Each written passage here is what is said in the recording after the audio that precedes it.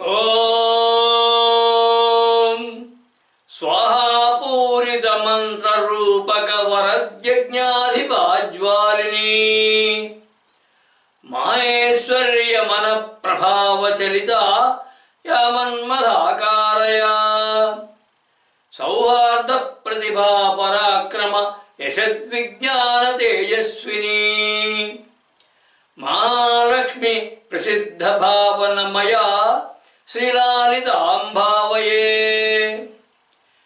భక్తి భావాన్వరి, భావజ్ఞానాంకురి, జ్ఞానయోగంకరి, యోగ తత్వాకరి, తత్వదీప్తింకరి అయినటువంటి ఆ సర్వహృదయేశ్వరికి శతసహస్ర వందనాలు. ఈ లలితాసుధారహరి పరంపరలో వాగధీశ్వర విద్య అంటే లోపాముద్ర విద్యను వివరించేటువంటి క్రిందటి కొన్ని నామాల క్రమంలో దేవి యొక్క సృష్టి, పాలన, నిర్వహణ సామర్థ్యాలని, మంత్రతత్వాలని, శక్తి రూప గుణ విశేషాలని వివరించడం జరుగుతోంది.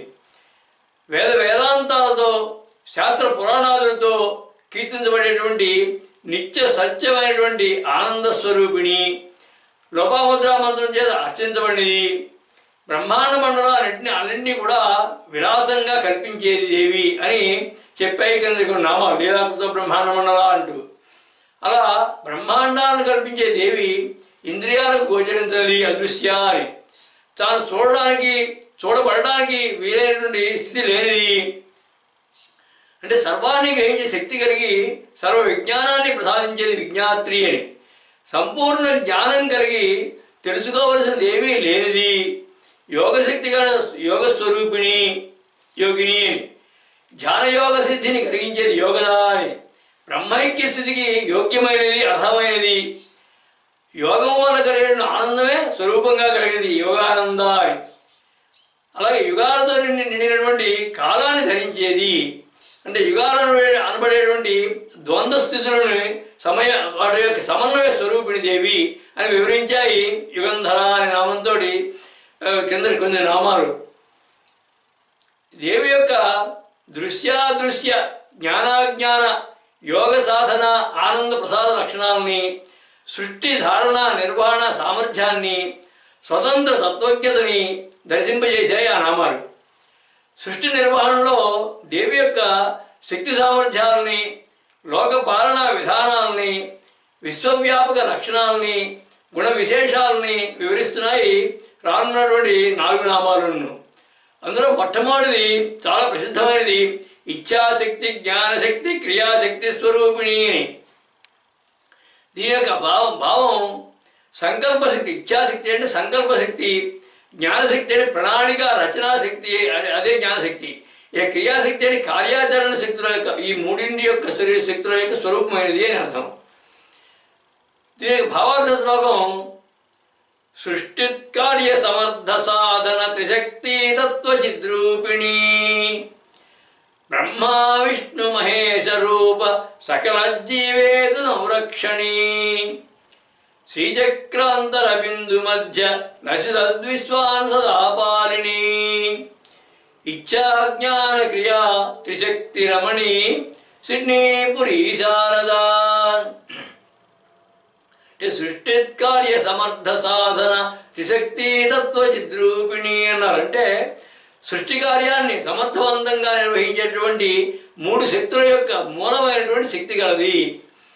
బ్రహ్మ విష్ణు మహేశ్వర రూప సకల జీవేతు సంరక్షణి అన్నారు. అంటే బ్రహ్మ విష్ణు మహేశ్వర రూపాలతోటి, ఆ త్రిమూర్తుల రూపాలతోటి సకల జీవుల్ని సంరక్షించేది.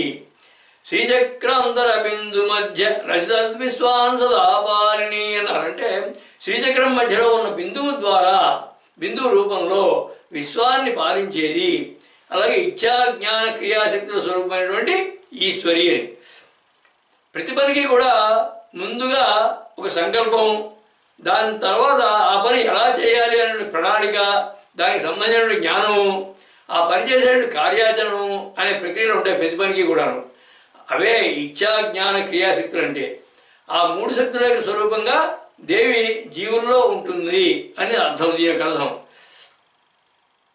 ఇక ఆ పని కనుక సామాన్యమైన పని కాకుండా సృష్టిని గురించినదైతే ఆ సృష్టికి ముందుగా నిర్వికారము నిశ్చలమైనటువంటి పరబ్రహ్మానికి తాను ఉన్నాను అనేటువంటి స్పృహ కూడా లేనప్పుడు నేను అనే ప్రథమ స్పందన కలిగించగలిగితే దానితో నేను అనే జ్ఞానం కలిగి ఆ జ్ఞానం నుంచి ఆ పరబ్రహ్మ బహుశ్యాం ప్రజాయే ఏది నేను ఎక్కువ వదలుచుకున్నాను అనుకున్నప్పుడు అంటే తనను తాను వ్యక్తం చేసుకోవాలన్న కోరిక కలిగినప్పుడు అది సంకల్ప శక్తి లేదా ఇచ్ఛాశక్తి అనబడుతుంది. సృష్టి నిర్మాణానికి కావాల్సినటువంటి ఆకాశాలు, తత్వాలు, తన్మాత్రలు, భూతాలు ఇవన్నీ కూడా ఎలా ఉండాలో నిర్ణయించి ప్రణాళిక రచన చేయడం జ్ఞానశక్తి. సృష్టిని ఆ ప్రణాళిక ప్రకారం నిర్మించడం క్రియాశక్తి. ఈ మూడు దేవి చేత నిర్వహించబడుతున్నాయి కాబట్టి ఆ మూడు శక్తుల యొక్క సమగ్ర సమన్వయ స్వరూపమైన దేవి అని దీని యొక్క భావం. వామకేశ్వర తంత్రంలో త్రిపురా త్రివిధాదేవి బ్రహ్మ విష్ణుఈశ రూపిణి జ్ఞానశక్తి, క్రియాశక్తి, ఇచ్ఛాశక్తి, ఆత్మిక ప్రియా అని చెప్పబడింది. అంటే సృష్టిని నిర్వహించే పనికి నియోగించినటువంటి బ్రహ్మ విష్ణు మహేశ్వరులు అనేటువంటి త్రిమూర్తుల యొక్క మూలశక్తులైన ఇచ్ఛా జ్ఞాన క్రియాశక్తుల యొక్క స్వరూపిణి దేవి అని దాని యొక్క భావం. అలాగే తంత్రశాస్త్రంలో ఇచ్ఛాశిర ప్రదేశస్య జ్ఞానం తతదోగత క్రియాపద గదా హ్యస్యా ఏవం శక్తిత్రయం బహు అనుంది. అంటే ఇచ్ఛాశక్తి శిరస్సుగా, జ్ఞానశక్తి కంఠం నుంచి కటి వరకు, క్రియాశక్తి కటి నుంచి పాదాల వరకు ఉన్న రూపం గల దేవి అని అర్థం. అంటే దేవి పూర్తిగా ఇచ్ఛా జ్ఞాన క్రియాశక్తుల యొక్క స్వరూపమైనది అని మూడు భాగాలుగా ఆ మూడు శక్తుల్ని చెప్పారు. అంటే సంకల్ప జ్ఞాన చలనాత్మక శక్తి అంటే సంకల్ప శక్తి, జ్ఞానశక్తి, చలనాత్మక క్రియాశక్తి, ఈ మూడింటి యొక్క సంకల్ప జ్ఞాన చలనాత్మక శక్తి స్వరూపురాలు దేవి అని భావం. అలాగే మళ్ళీ క్రియాశక్తిని తీసుకుంటే క్రియాశక్తి మళ్ళీ 5 రకాలు: స్పందము, పరిస్పందము, ప్రక్రమము, పరిశీలనము, ప్రచారం అని. మళ్ళీ ఈ 5 రకాల క్రియాశక్తికి కూడా ఇచ్ఛా జ్ఞానాలు కనుక తోడైతే ఇచ్ఛాశక్తి, జ్ఞానశక్తి కనుక తోడైతే మొత్తం 10 రకాల శక్తులు అవుతాయి. ఇవన్నీ వాటన్ని యొక్క స్వరూపమే దేవి అని భావం. అలాగే బాలామంత్రంలో ఉన్నటువంటి బీజాక్షరాలు 3 ఉన్నాయి. ఐం, క్లీం, సౌహ అనేవి. ఆ 3 బీజాక్షరాలను కూడా ఈ నామం సూచిస్తోంది అని మంత్రశాస్త్రం చెబుతోంది. అంటే ఇచ్ఛా జ్ఞాన క్రియాశక్తులే ఆ 3 బీజాక్షరాలు అని. అలాగే ఇదివరకు చెప్పుకున్నట్లుగా మనం ప్రకాశాంశ, విమర్శాంశ ఈ రెండూ కూడా సృష్టికి కారణమవుతుంటాయి. ప్రకాశ రూపంలో వాటిని వామ, జ్యేష్ఠ, రౌద్రి శక్తులు అనబడతాయి. ఇదివరకు నామందరికి చెప్పడం జరిగింది ఈ విషయం. ఆ 3 కలిపి సమిష్టిగా కలిపితే వాటిని అంబిక అనబడతాయి ఆ 3ను. అలాగే విమర్శ రూపంలో ఇచ్ఛా జ్ఞాన క్రియాశక్తులు అనబడతాయి ఈ 3 కూడా. ఆ 3 సమిష్టిగా చూస్తే శాంత అని పిలువబడతాయి వాటిని. వామేచ్ఛ బ్రహ్మ భారత్యు జ్యేష్ఠ జ్ఞాన హరిక్షతి రౌద్రి క్రియా శివాపర్ణే ఇచ్చేతన్ మిథునత్రయ అంటుంది అనే శాస్త్రం. అంటే ఇచ్ఛా వామశక్తులు వాణీ బ్రహ్మలైతే, జ్యేష్ఠాజ్ఞాన శక్తులు లక్ష్మీనారాయణుడుగా, రౌద్రీ క్రియాశక్తులు శివపార్వతులుగా 3 జంటలుగా అయ్యి 3 మిథునాలుగా 3 జంటలుగా అయ్యి సృష్టిని నిర్వహిస్తున్నాయి అని భావం.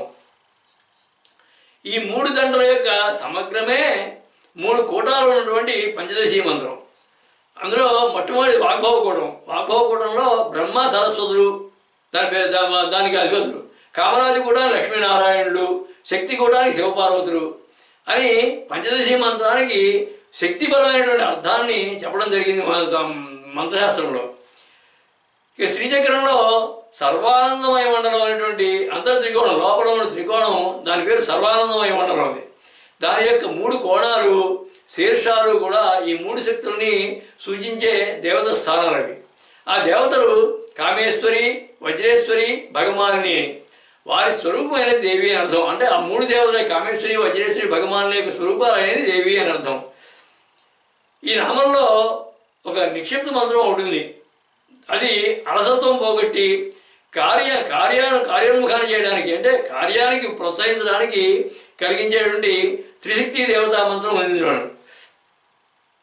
దాని యొక్క ధ్యాన శ్లోకం ఇచ్ఛాజ్ఞాన క్రియా సమాకలిత శక్త్యుద్భూత దివ్యాంగనాం నిర్భీతిష్టద పుస్తకక్షతరళాన్ చక్రం ధనుర్బిభ్రతీం త్రిక్షాస్య త్రిదయాం సమున్నత కుచాం శుభ్రాంబరాలంకృతాం తార్క్ష్యస్కంధ నివిష్ట కాంచన రథారూఢాం స్మరేదంబికామని.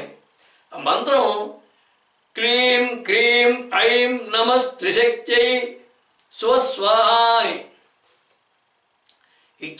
ఇచ్ఛాజ్ఞాన క్రియాశక్తుల స్వరూపమైన దేవి అని ఈ నామం యొక్క భావం.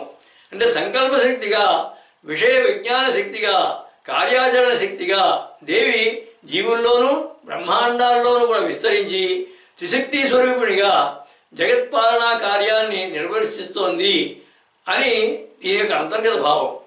ఆ దేవి యొక్క శక్తి రూపాలే పరబ్రహ్మ సంకల్పం నుంచి సృష్టి నిర్మాణ పర్యంతం వరకు సర్వత్రా నిండి ఉన్నాయని, త్రిమూర్తులుగా సృష్టి కార్యాన్ని నిర్వహిస్తున్నాయని, త్రికూటాలుగా పంచదశి మహామంత్ర శక్తి తత్వంగా భావిస్తున్నాయని, శ్రీచక్రంలో ఉన్నటువంటి త్రికోణ దేవతా స్వరూపాలని పరోక్షమైనటువంటి విశేష భావాలు కలిగిన నామం ఇది. ఆ సంకల్పవాసిని, శక్తి స్వరూపిణి, జ్ఞాన ప్రభాసిని, తత్వబోధిని, కార్యకారిణి ఆ పరమేశ్వరే.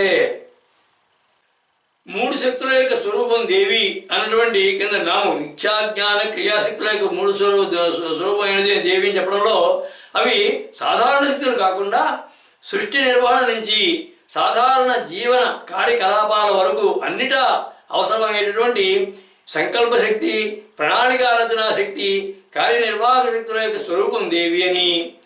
అంటే సృష్టి అంతటా కూడా ఆ శక్తుల స్వరూపంగా నిలిచి అన్ని క్రియలను నిర్వహిస్తున్నది దేవియే అన్నటువంటి పరోక్ష భావంతో పాటుగా జీవులంతా నిమిత్త మాత్రులేనని, అన్నిటికీ సూత్రధారి, నేత్రచారి, కార్యకారి దేవియే, ఆమెయే ఈ శక్తుల స్వరూపంలో జగన్నాటకాన్ని నడిపిస్తోంది అనే రహస్యాన్ని ధ్వనిగా చెప్పింది ఆ నామం. ఆ జగన్నాటక సూత్రధారికి ఈ జగత్తుకి ఉన్నటువంటి సంబంధాన్ని చెబుతోంది వచ్చే నామం సర్వాధార అనే నామం. ఈ సర్వాధార అనే నామానికి అర్థం అన్నిటికీ ఆధారమైనది అని అర్థం. దీని యొక్క భావార్థ శ్లోకం మూలాధారక చక్రయుక్త జగదాధార జగన్నాథయా మూర్తామూర్త ప్రభాస సత్యమైతశక్తిత్రయా పూర్ణయా స్థూల సూక్ష్మక భూత సంభరిత బ్రహ్మాండాని సత్పాలయా సర్వాధార వర సుధాకర ధర సిడ్నీపురీ శారదా. మూలాధారక చక్రయుక్త జగదాధార జగన్నాథయా అన్నారంటే మూలాధార చక్రంతో కూడినటువంటి జగత్తు ఆధారమై జగన్నాథగా కీర్తించబడేది. మూర్తామూర్త ప్రభాస సత్యమైత శక్తిత్రయా పూర్ణయా అన్నారంటే సగుణ నిర్గుణ తత్వాలతో కూడినటువంటి త్రిశక్తులకి మూలమైనది. స్థూల సూక్ష్మక భూత సంభరిత బ్రహ్మాండాన్ని సత్పాలయా అన్నారంటే స్థూల సూక్ష్మ రూపాల్లో అన్ని భూతాల్లో నిండి బ్రహ్మాండాలను చక్కగా పరిపాలించేది. సర్వాధార వర సుధాకర ధర అన్నారంటే అన్నిటికీ ఆధారమైంది. చంద్రకళను ధరించినటువంటి ఈశ్వరి అని అర్థం. సృష్టి అంతా తనలో నుంచి ఉద్భవించిందే కాబట్టి దేవియే సర్వానికి ఆధారమైనది అని బాహ్యమైన అర్థం దీనికి. అంటే బ్రహ్మమే సర్వానికి ఆధారం కాబట్టి అని వేదం కూడా చెప్పింది కాబట్టి ఆ బ్రహ్మస్వరూపిణి అయినటువంటి దేవి కూడా సర్వాధార అని అర్థం.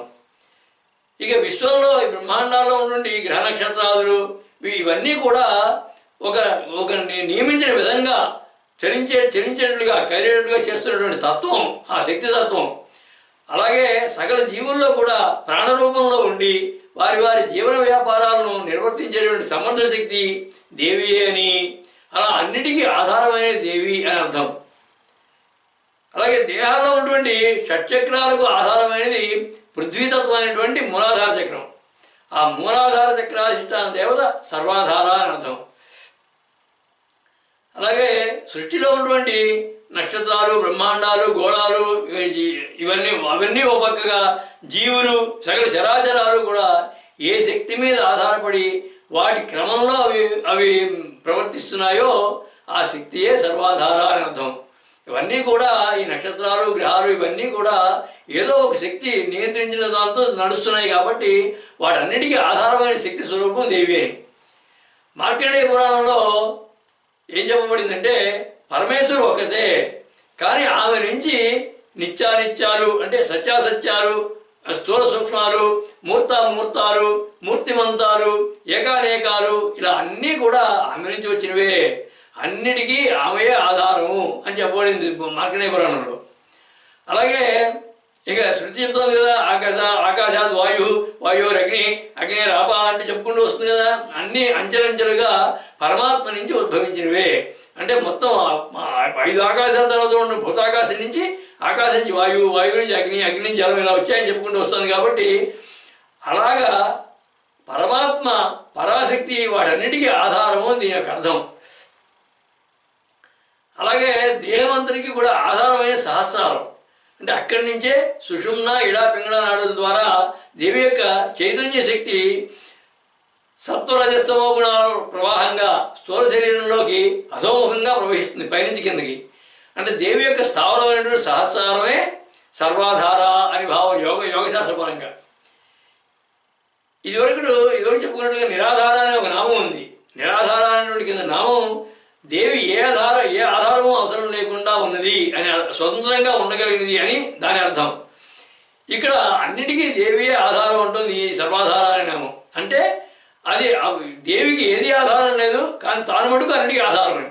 అంటే దేవి యొక్క నిరీశ్వర తత్వాన్ని, నిరంజన తత్వాన్ని, నిర్గుణ తత్వాన్ని చెప్తున్నాయి ఈ 2 నామాలు కలిపి. సృష్టి మూలాలన్నీ కూడా శ్రీచక్రంలో నిక్షిప్తమైనట్లుగా తెలిపేటువంటి శ్రీ విద్యాపరమైన భావనతో చూస్తే శ్రీచక్ర అధినేత్రి అయినటువంటి దేవియే సర్వాధార అని అర్థం. ఈ సర్వాధార అనేటువంటి త్రిశతి నామం కూడా ఉంటుంది. ఆ లలిత త్రిశతి నామంలో సర్వాధార అనే నామానికి శంకరాచార్యుల వారి భాష్యం ఎంతో చక్కగా అన్వయమవుతుంది. ఇక్కడ అన్నిటికీ ఆధారమైన దేవి అని నామం భావం. అంటే సృష్టి క్రమంలో కలిగేటువంటి పరిణామ ప్రభావాలకి మూలశక్తిగా, విశ్వంలో బ్రహ్మాండాలలో గ్రహ నక్షత్ర మండలాలను కూడా సమర్థవంతంగా నడిపించేటువంటి పరాశక్తిగా, జీవుల దేహాల్లో ప్రాణ ప్రసార శక్తిగా, యోగశక్తి కేంద్రమైనటువంటి సహస్రారంలో ఉన్నటువంటి చైతన్య శక్తిగా, శ్రీచక్ర బిందుమూల శక్తిగా దేవి అని విస్తృతమైన భావం ఉంది. సృష్టి అంతా కూడా ఆమె నుంచే ఉద్భవించింది కనుక దానికి ఆధారము పరబ్రహ్మ నుంచి జీవుల వరకు అందరి క్రియలకి మూలమైనటువంటి సంకల్పశక్తి దేవి కనుక అన్ని భావనలకి, జ్ఞానానికి, క్రియలకి ఆమె ఆధారము అని విస్తారమైన భావం ఉంది నామంలో.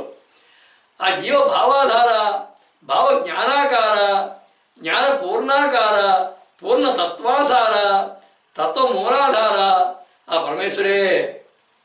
సృష్టికి ఆధారమైన దేవి అనేటువంటి కింద నామం సర్వాధార అనే నామం సృష్టి అంతా తనలో నుండే ఉద్భవించింది కనుక, అంతటా ఆమె నిండి ఉన్నది కనుక అన్నిటికీ ఆమె ఆధారం అనడం సూత్రే మణిగణాయివ అన్నటువంటి గీతావాక్యం జ్ఞప్తికి తెస్తుంది.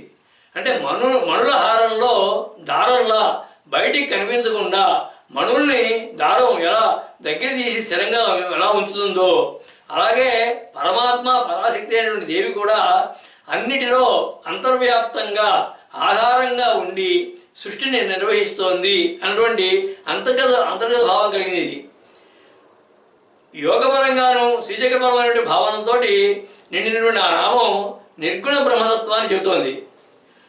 అన్నిటికీ ఆధారమైనటువంటి దేవి యొక్క స్థావరాల వివరాలని చెబుతోంది వచ్చే నామం సుప్రతిష్ఠ అనే నామం. ఈ సుప్రతిష్ఠ అనే నామానికి అర్థం చక్కగా స్థాపించుకున్నది అని అర్థం. దీని యొక్క భావార్థ శ్లోకం బ్రహ్మాండాఖిల విశ్వధారక వర ప్రఖ్యాతి సంపన్నత కాళాతీత గుణాత్మక సకల దేవానీక సంకీర్తిత వాక్స్థానాధిప బీజమంత్ర గణ శక్తి సుప్రతిష్ఠాకృత భక్తాభీష్ట వరప్రద అభయద సిడ్నీపురీ శారదా. అంటే బ్రహ్మాండాఖిల విశ్వధారక వరప్రఖ్యాతి సంపన్నత అన్నారంటే అఖిలమైనటువంటి అనంతమైనటువంటి బ్రహ్మాండాలతో కూడిన విశ్వాన్ని ధరిస్తున్నది అన్నటువంటి గొప్ప ప్రఖ్యాతి కలిగినది, గొప్ప పేరు కలిగినది. కాలాతీత గుణాత్మక సకల దేవానీక సంకీర్తిత అన్నారంటే కాలాతీత స్వభావం కలది, దేవతలందరి చేత కూడా కీర్తింపబడేది. వాక్స్థానాధిప బీజ మంత్ర ఘనశక్తి సుప్రతిష్టాకృత అన్నారంటే వాక్కుకి అధిపతి అయినటువంటి సరస్వతి బీజాక్షర మంత్రానికి ఉన్నటువంటి శక్తి రూపంలో సుస్థిరంగా స్థాపించబడేది. భక్తాభీష్ట వరప్రదాయ భయదాన భక్తులకి అభయంతో కోరికను తీర్చేటువంటి ఈశ్వరి అని. కాలానికి అతీతంగా కాలంతో నిండినటువంటి విశ్వాన్ని అంతటినీ కూడా ఎల్లకాలము పాలిస్తూ సృష్టిలో చక్కగా స్థిరంగా ప్రతిష్టను పొందింది దేవి అని అర్థం. అంటే సృష్టిని పాలిస్తున్న దేవి అనేటువంటి ప్రతిష్ట కీర్తి ప్రతిష్ట కలిగింది అని. సుప్రతిష్ట జగతో విశ్వస్యైవర అంటుంది శృతి. అంటే ఈ జగత్తు దేని యందు ప్రతిష్ఠితమై ఉన్నదో, దేని యందు స్థావరంగా స్థిరంగా ఉన్నదో అదే సుప్రతిష్ట, అదే దేవి అని భావం. దేవతలు అందరిలో కూడా శ్రేష్టమైనది అంటే పేరు కలిగినది, భక్తుల కోరికను తీర్చేటువంటి శోభనమైన ప్రతిష్ట కలిగినది అంటే శోభమైన ప్రతిష్ట కలిగినది, జగత్తుకి ఆధారమైనది అని భావం. దేవి నిర్మించిన సృష్టిలో ఆమె అంతటా వ్యాపించి ఆ సృష్టి అంతటినీ కూడా తనలోనే ఉంచుకున్నటువంటి దేవి సుప్రతిష్ఠాలు అంటే చక్కగా ప్రతిష్ఠింపబడినది. అంటే విశ్వం అంతా కూడా తనలో చక్కగా ప్రతిష్ఠింపబడినది అని అర్థం.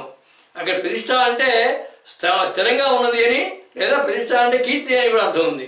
కాబట్టి ఈ అర్థంలో విశ్వానంతరిని కూడా తనలో ప్రతిష్ఠించుకున్న దేవి అని దీని యొక్క భావం.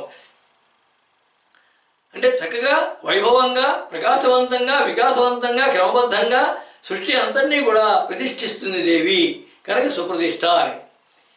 ఇదే విషయాన్ని భగవద్గీతలో రాజవిద్యా రాజయోగంలో అంటే 9వ అధ్యాయంలో భగవానుడు చెప్తాడు ఈ విధంగా.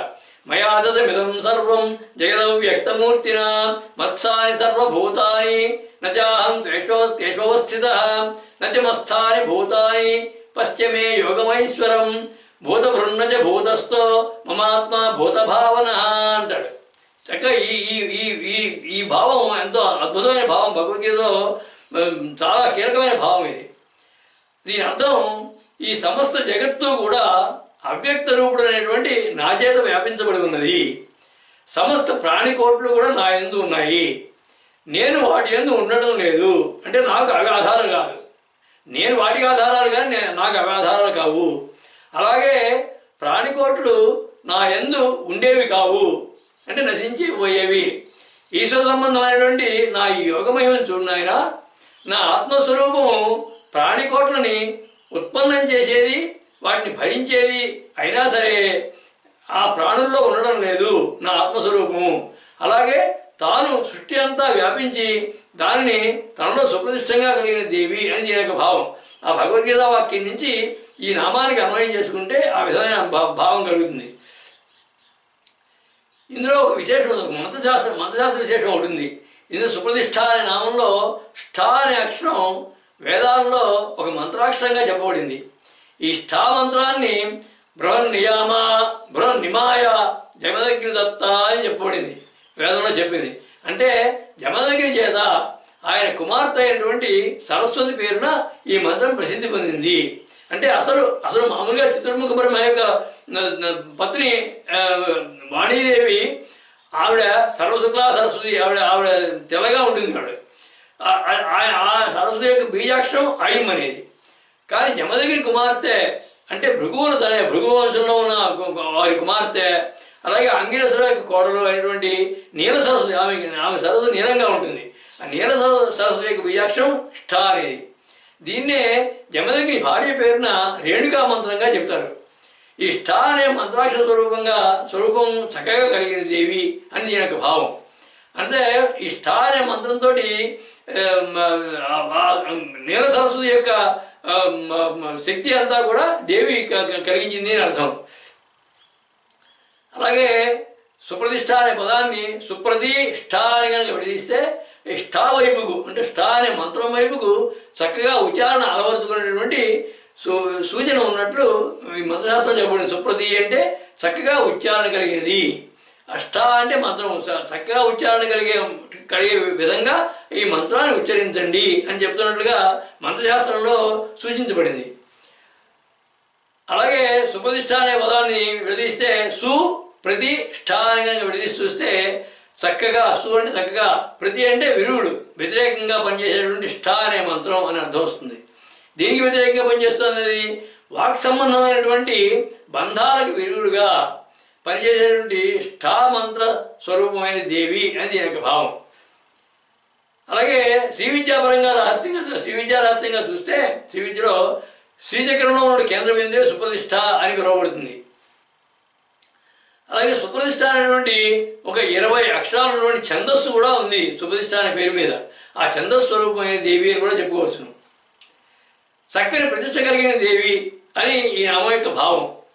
అత్యంత క్లిష్టమైనటువంటి విశ్వపాలనని, విశ్వరచనని, విశ్వపాలనని, నిర్వహణని సమర్థవంతంగా నిర్వహిస్తోందని, దేవతలందరిలో కీర్తి ప్రతిష్ఠ కలిగిందని, జగత్తు అంతా కూడా తనలో ప్రతిష్ఠితమైనటువంటి కీర్తి కలిగినటువంటిది, విశ్వానికి ఆధారమైందని, వికాసవంతంగా క్రమబద్ధంగా సృష్టి అంతటినీ కూడా ప్రతిష్ఠించి నన్ను నిర్వహిస్తోందని, కాలాతీత రూపిణిగా కాలంతో కూడినటువంటి మాయా ప్రభావితమైనటువంటి సృష్టిని నియంత్రిస్తోందని, శ్రీచక్రబిందు స్వరూపిణి అని విస్తృతమైన భావం ఈ నామంలో ఉంది. రేణుగా మంత్ర బీజాక్షరాలు కలిగినటువంటి నామంగా ఇది మంత్రశాస్త్రంలో ప్రసిద్ధమైనది. ఇది శ్రీ విద్యలో అత్యంత సమర్థనీయమైనటువంటి నామం ఇది. మంత్ర ప్రతిష్ట, జ్ఞాన సంతుష్ట, జ్ఞాన విశిష్ట, యోగ సంహృష్ట, భక్త పరివేష్ట ఆ పరమేశ్వరే. చక్కని కీర్తి ప్రతిష్ట కలిగిన దేవి అన్నటువంటి కింద నామం సుప్రతిష్ఠ అనే నామం దేవి యొక్క సృష్టి కార్య నిర్వహణత్వాన్ని, దైవోన్నత తత్వాన్ని, భక్తాభీష్ట వరప్రదాత్వాన్ని, విశ్వవ్యాపకత్వాన్ని, విశ్వధారణాతత్వాన్ని, లోకపాలకత్వాన్ని, బీజాక్షర మంత్రౌన్నత్యాన్ని, శ్రీచక్ర రాజాత్వాన్ని దర్శింపజేస్తూ ఆ గుణాల వల్ల కీర్తి ప్రతిష్ట కలిగిన దేవి అన్నటువంటి సమర్థనీయమైన వ్యాఖ్య ఒక ధ్వనిగా కలిగి ఉంది ఆ నామం. ఇక గీతలో చెప్పినటువంటి పరమాత్మ యొక్క విశ్వవ్యాపకతని, నిర్లేపతని మరో కోణంలోంచి చూపిస్తూ మంత్రబీజాక్షరం నిగూఢంగా పొందుపరిచిన నామం కూడా అది. అంతటి పేరు ప్రతిష్టలు, కీర్తి ప్రసక్తులు కలిగినటువంటి దేవి రూపగుణ విశేషాలను వివరిస్తోంది వచ్చే నామం. సదసద్ రూపధారిణి అనే నామం అంటే సత్ అసత్ రూపధారిణి అని. దీని యొక్క అర్థం వ్యక్తము అవ్యక్తము అయినటువంటి భావాల్ని, రూపాలని ధరించింది అని. దీని యొక్క భావార్థ శ్లోకం వ్యక్తావ్యక్త గుణాధి సంయుత జగత్సాక్షీకృతాకారిణి మాయాకల్పిత సృష్టి సన్నుత గణద్విజ్ఞాన శోభామణి జాగృస్వప్న సుషుప్త్యతీత సదసద్రూపాంతదాధారిణి సత్తామాత్ర చిదాత్మకాకృతమణి సిడ్నీపురీ శారదా. వ్యక్తావ్యక్త గుణాధి సంయుత జగత్సాక్షీకృత ఆకారిణి అన్నారంటే వ్యక్తము అవ్యక్తము అయినటువంటి గుణాలతో కూడినటువంటి జగత్తుకి సాక్షీభూతంగా ఉండేది. మాయాకల్పిత సృష్టి సన్నుత గణద్విజ్ఞాన శోభామణి అన్నారు. మాయతో కల్పించబడినటువంటి సృష్టిలో ఉన్నటువంటి అన్నిటి చేత స్తుతింపబడేటువంటి గొప్ప విజ్ఞానంతో శోభిల్లేది.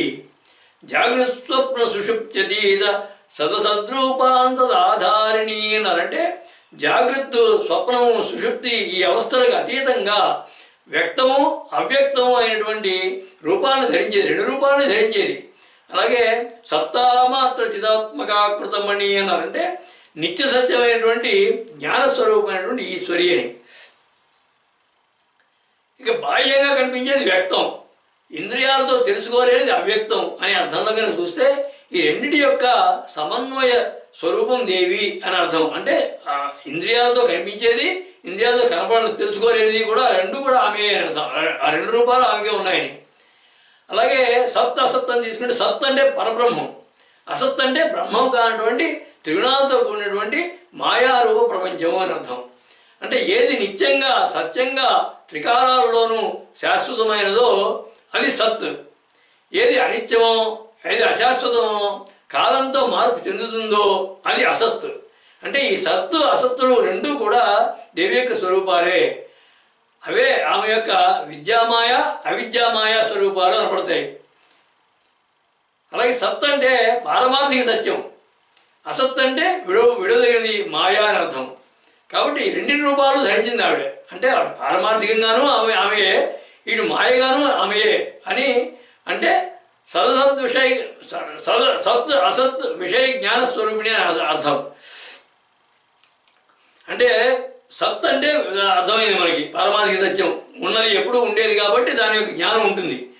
అసత్ అంటే ఉండనిది, కనపడింది, కనపడడం యొక్క జ్ఞానం రూపధారిణి అంటే అలాగా అని అర్థం. ఈ దానికే అసత్ విషయ జ్ఞానాన్ని వికల్పం అని చెప్పాడు పతంజలి గారు. అంటే అసలు విషయమే లేనప్పుడు దాని జ్ఞానం ఎలా అనే శంకకి ఉదాహరణ చెప్పాడు ఆయన. ఉదాహరణ వంధ్యాపుత్రుడు వస్తున్నాడు అని. వంధ్యాపుత్రుడు అంటే అసలు బిడ్డలు కలగడానికి వీలైనటువంటి స్త్రీ యొక్క పుత్రుడు వస్తున్నాడు అని అర్థం. ఆ వాక్యంలో ఆ శబ్దాలు విన్నంత మాత్రానే మనకి జ్ఞానం మాత్రం కలిగింది. ఏం జ్ఞానం కలిగింది? అది అసంభవం కాబట్టి, లేదు కాబట్టి ఎవరు రావట్లేదు అని అర్థమైంది మనకి. కానీ ఆ జ్ఞానానికి సంబంధించిన విషయం ఏంటి? వస్తువు. ఆ విషయ వస్తువు వంధ్యాపుత్రుడు. ఆ వంధ్యాపుత్రుడు వరకు లేడు, అక్కడ లేడు. కానీ జ్ఞానం వరకు మనకేం కలిగింది? ఎవరు రావట్లేదని తెలిసింది. అంటే ఆ వంధ్యాపుత్రుడు లేకపోయినా సరే మనకి జ్ఞానం తెలిసింది. దీన్నే అసత్ విషయ జ్ఞానం అంటారు. దీన్ని చెప్పారుగా పతంజలి వికల్పం అని చెప్పారని చెప్పి ఆయన ఆ పేరు పెట్టాడు దానికి. కాబట్టి దేవి ఆ రెండింటి యొక్క అంటే సద్విషయ జ్ఞానము అసద్విషయ జ్ఞానం రెండూ కలిగిన జ్ఞానస్వరూపిణి అని ఆమె అర్థం. తైత్తిరీయ ఉపనిషత్తులో పరమాత్మ తత్వాన్ని గురించి చెప్పుకుంటూ వస్తూ నిరుక్తంచ నిరుక్తంచ నిలయనంచ నిలయనంచ విజ్ఞానంచ విజ్ఞానంచ సత్యంచ అమృతంచ సత్యమభవత్ అని చెప్తుంది. అంటే అర్థం ఏంటంటే ఏ చెప్పబడింది, చెప్పలేనిది, అలాగే సత్యము అసత్యము, విజ్ఞానము అవిద్య ఇవన్నీ కూడా పరమాత్మ స్వరూపాలే అని చెప్తుంది. అలాగే భగవానుడు కూడా భగవద్గీతలో మత్త స్మృతి జ్ఞానం అపోహనంచ అని చెప్పుకుంటూ వస్తూ మత్త పరదనం నాస్తి కించిదస్తి ధనంజయ అని చెప్తాడు. అలాగే లింగ పురాణంలో చూస్తే భూతభావ వికారేణ ద్వితీయేన చ దుచ్యతే వ్యక్తం తేన విహీనత్వ దవ్యక్త మనదిత్యసి అని చెప్పబడుతుంది. అంటే భూతభావ వికారేణ ద్వితీయేన సదుచ్యతే వ్యక్తం తేన విహీనత్వ దవ్యక్త మనదిత్యసి అని. అంటే తనకన్నా ఇతరమైనది మూడు కాలాల్లోనూ భూత భవిష్యత్ వర్తమాన కాలాల్లో లేదు కనుక దేవి సరసద్రూపధారిణి అని చెప్పబడింది. అలాగే స్కాంద పురాణంలో యజ్ఞవైభవ ఖండంలో చెప్పారు యజ్ఞదస్సి తయాభాతి యజ్ఞన్నాశితయాపి చ తత్సర్వం మహాదేవ మాయయా పరికల్పితామని చెప్పబడింది. అంటే ఏది ఉన్నట్లు ప్రకాశిస్తోందో, ఏది లేనట్లు తెలియవస్తోందో అవన్నీ కూడా మహాదేవుని యొక్క మాయచే కల్పింపబడినవి అని అర్థం. అంటే సత్యాసత్యాలు, విద్యావిద్యలు, వ్యక్తావ్యక్తాలు, భావాభావాలు, ధర్మాధర్మాలు, అలాగే చెప్పింది చెప్పనిది, ఉన్నది లేనిది, ఇలా పరస్పర విరుద్ధంగా కనిపించేటువంటి ద్వంద్వాలు అన్నీ కూడా కలిసి పరమాత్మ తత్వాన్ని ప్రతిపాదిస్తాయి అని భావం. అంటే ఇవన్నీ మాయా ప్రభావం వల్ల అలా విరుద్ధంగా కనపడినా కానీ వాటి లక్ష్యం పరమాత్మ తత్వమే అని భావం. ఆ ద్వంద్వ భావాలని స్వరూపంగా కలిగిన దేవి అంటే సదసద్రూపధారిణి. అంటే ఆ ద్వంద్వ భావాలు సత్తు అసత్తు భావాలని తన స్వరూపంగా కలిగిన దేవి అని దీని యొక్క అసలు అంతరార్థం అది. అలాగే వేదాంత వాక్యం ఏం చెప్తోందంటే అరూపాయ స్వరూపాచ సగుణ నిర్గుణా తథా నామరూప అతిరిక్తాచ సత్తా మాత్రచిదాత్మక అని చెప్తోంది. అంటే నామరూపాలకి కారణమైనది కనుక రూపం లేనిది. అంటే నామరూపాలకి ముందే ఉంది కాబట్టి రూపం లేనిది. సృష్టి అంతా ఆమె కనుక రూపం కలది. అలా రూపం కలది, రూపం లేనిది, నామరూపాలకు అయ్యదమైనది అదేవి అని దీని యొక్క భావం. అలాగే సదాశ్రయ అనేటువంటి లలితా త్రిశతి నామం యొక్క నామానికి కూడా శంకరాచార్య వారు రాసినటువంటి భాష్యం ఇక్కడ ఇక్కడ అన్వయం చేసుకోవచ్చును. అదే భావం అక్కడ కూడా. అంటే సత్ అసత్తుల యొక్క రూపాలను ధరించిన దేవి అని నామం యొక్క భావం. పరబ్రహ్మ నుంచి మాయా ప్రభావితమైనటువంటి జగత్తులో ఉన్నటువంటి అన్ని రూపాలు ధరించిందని, ఆ ద్వంద్వ భావాలుగా ప్రసిద్ధమైనటువంటి అన్నిటి స్వరూపం కలదని, వాటి యొక్క రూపం కలది, రూపం లేనిది, నామరూపాలు అతీతమైనది అని, ఏ కాలంలోనూ కూడా తనకన్నా వేరైనది లేదని, ఆ వ్యక్తావ్యక్తాల స్వరూపమని, నిత్య సత్యజ్ఞాన స్వరూపమని విస్తృతమైన భావం ఉంది ఈ నామంలో. పారమార్థిక సత్యం నుంచి మాయా నిలయమైనటువంటి ఈ సృష్టిలో ప్రాతిపాదిక సత్యం వరకు కూడా అన్ని విధాలైనటువంటి రూపాలను ధరించింది. అంటే సృష్టిలో ఉన్నటువంటి అన్ని రూపాలు కూడా దేవివే అని పరోక్ష భావం. ఆ సువ్యక్త ప్రకాశిని, అవ్యక్త వికాసిని, నిరుక్త వినోదిని, సంయుక్త ప్రమోదిని, పరబ్రహ్మ విలాసిని ఆ పరమేశ్వరే. సర్వం శ్రీ లలితాదేవి అర్పణమస్తు.